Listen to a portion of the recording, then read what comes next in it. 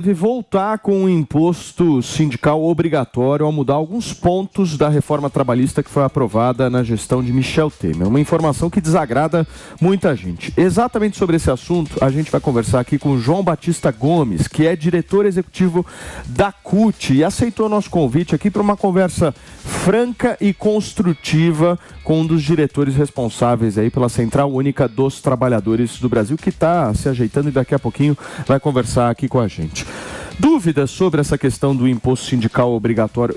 Eu acho que o Brasil, ele está meio que voltando ao passado, e um passado que não deu muito certo, né? A gente vai querer entender justamente do João a visão do sindicato, né? Colocar aqui justamente uma visão clara do que eles pensam e por que esse imposto sindical para eles seria importante, mas do ponto de vista do empreendedor, do pagador de imposto, eu não vejo muito sentido. Vocês também não? E do próprio trabalhador, porque é o trabalhador que tem o salário descontado no ano, né, um dia no ano, para pagamento do imposto sindical. Ou seja, deve ser um direito de escolha do trabalhador se ele deseja ou não se sindicalizar ou fazer parte, enfim, fazer algum pagamento. Não devia ser obrigatório. Muito bem. Gente, acredito que a gente já tenha a conexão aqui com o João Batista Gomes, que é diretor executivo da Central Única dos Trabalhadores, a CUT. Você me ouve bem, João, ou ainda não? Acho que ainda não. Daqui a pouquinho o João vai entrar ao vivo aqui. Fala, Jotinha, eu quero te ouvir sobre isso. Você está curioso para saber a justificativa da CUT? Eu estou muito curioso para saber qual é a justificativa da CUT. Eu quero muito tentar ser convencido de que há possibilidade de minimamente ter um argumento do lado contrário, Paulo, porque é inaceitável que a gente veja tamanho retrocesso, mais um dos retrocessos tentados a serem trazidos pelo governo Lula. A gente pode prestar atenção que isso vem dentro de um pacote de revisão que o governo Lula, de forma antidemocrática e desrespeitando o parlamento, tenta revisar. Tentou fazer isso com o marco do saneamento básico, tentou fazer isso com a reforma trabalhista, e agora a gente vamos ouvir agora sobre o imposto. Já temos então a conexão estabelecida com o diretor da CUT, o João Batista, que gentilmente aceitou nosso convite aqui. João, o senhor me ouve bem? Estou ouvindo. Se puder aumentar um pouquinho o som, perfeito, seria legal. Eu já pus o meu no máximo aqui. Perfeito. Vou pedir para a nossa técnica me ajudar aqui nisso, enquanto a gente vai conversando. Se for possível. João, deixa eu falar uma coisa para você. Aqui sempre é um espaço de absoluto diálogo e de muita democracia aqui, embora a gente tenha as nossas crenças aqui muito estabelecidas. Eu quero entender do ponto de vista da CUT, o porquê a obrigatoriedade? Por que vocês defendem a obrigatoriedade de um imposto e não o livre-arbítrio de um trabalhador escolher se quer ajudar o sindicato ou não? Bom dia, né? Os ouvintes da Jovem Pan, da Morning Show. Veja só, primeiro, vamos lá, né? O imposto sindical, com esse nome, a CUT sempre foi contra. A CUT nunca defendeu em sua história a obrigatoriedade do imposto sindical. E vamos só colocar um pouquinho de... Não é nem história, né? Porque fazem 6 anos, 2017, que foi feita a reforma trabalhista. E dentro da reforma trabalhista, não é só a questão do imposto sindical que desapareceu, né? É evidente que naquele momento que o governo Bolsonaro implantou a reforma trabalhista com a retirada do imposto sindical. Governo Temer, né, João? Governo Temer. Desculpa, governo Temer, 2017.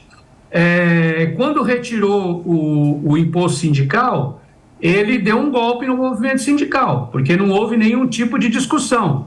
Então, houve uma queda tremenda, evidentemente, na arrecadação dos sindicatos. Mas dentro dessa reforma trabalhista, foi uma cacetada nos direitos dos trabalhadores. Isso a gente precisa lembrar também, né?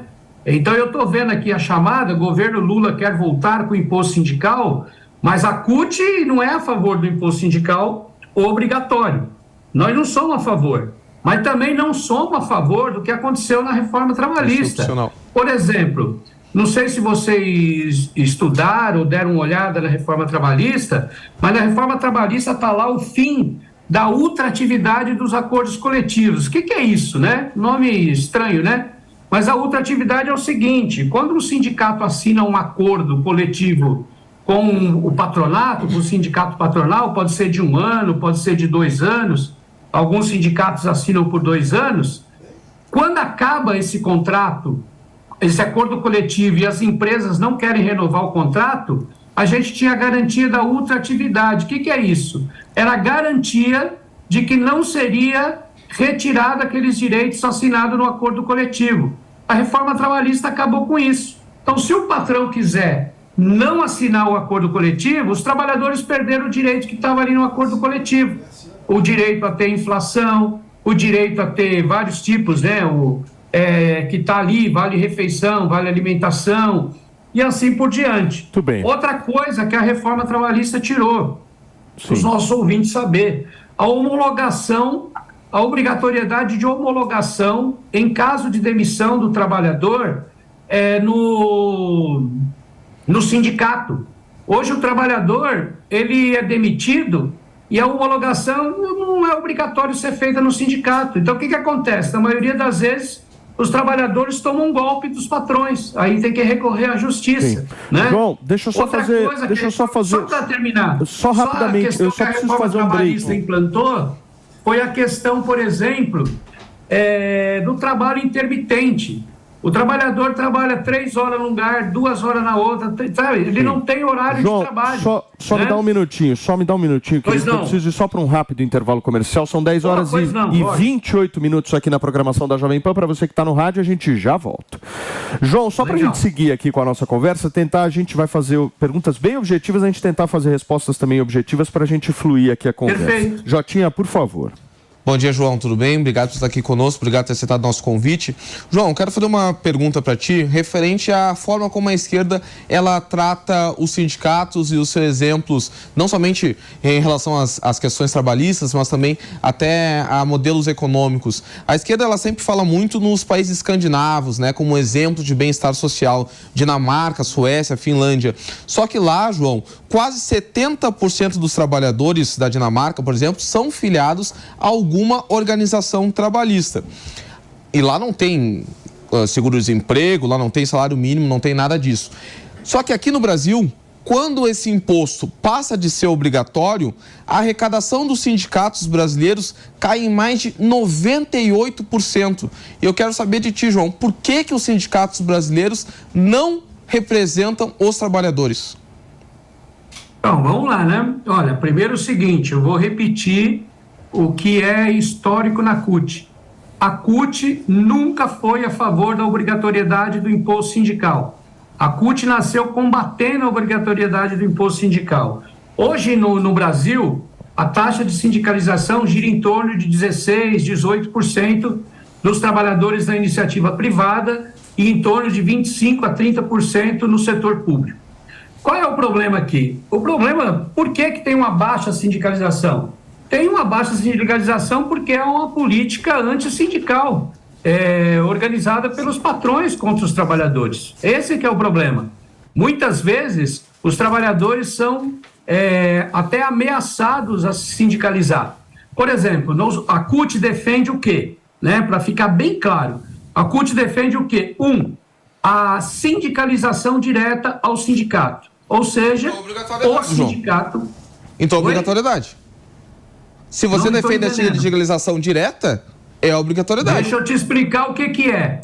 Você entra para trabalhar numa empresa, um determinado sindicato te representa. O trabalhador pode ir lá no sindicato e se sindicalizar de forma espontânea. Mas isso já existe atualmente, João. Já é assim. Como? Já é assim. Permanece dessa forma. Eu estou te explicando que permanece dessa forma. Sim, ok. Então não precisa me explicar o que eu estou te afirmando.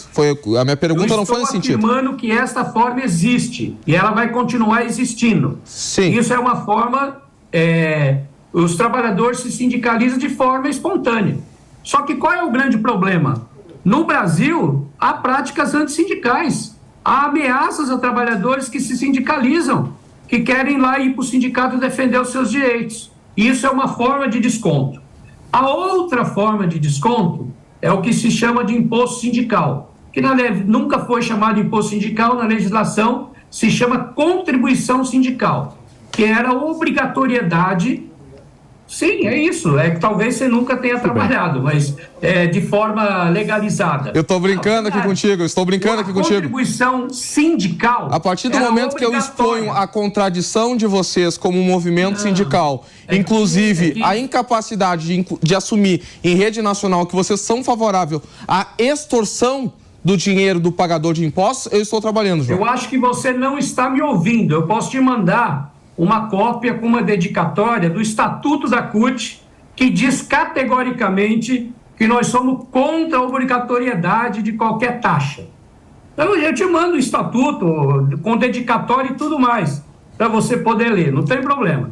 Então, a segunda forma de contribuição é o que se chama de imposto sindical, que era o desconto obrigatório de um dia de trabalho por ano. Isso acabou. Isso não existe mais, que é o que você fala, caiu 98%. Evidente, existia um imposto, uma contribuição sindical que era descontado na folha de pagamento do trabalhador. Isso nós somos contra. Muito bem. E a terceira é a contribuição negocial, que é o que vocês agora estão chamando de imposto sindical, e não é isso. O que a CUT defende é o seguinte: contribuição negocial. Há um acordo coletivo assinado entre o sindicato e o sindicato patronal. Por exemplo, todos os trabalhadores vão ter 5% de reajuste salarial. Todos os trabalhadores vão ter direito a uma participação nos lucros e resultados. Todos os trabalhadores vão ter aumento no seu vale alimentação, no seu vale refeição. Para ficar em algumas cláusulas, tá certo? Que as cláusulas normalmente são bem grandes. Ô, né? João.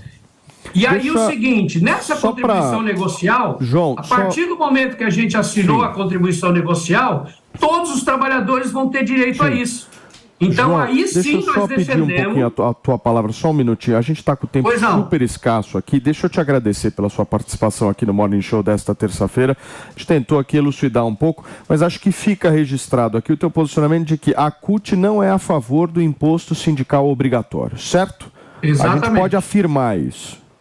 Eu te mando a cópia do nosso estatuto com dedicatória. Perfeito. João, muito obrigado, viu? A gente conversou aqui com o diretor executivo da CUT, João Batista Gomes, ao vivo na programação da Jovem Pan.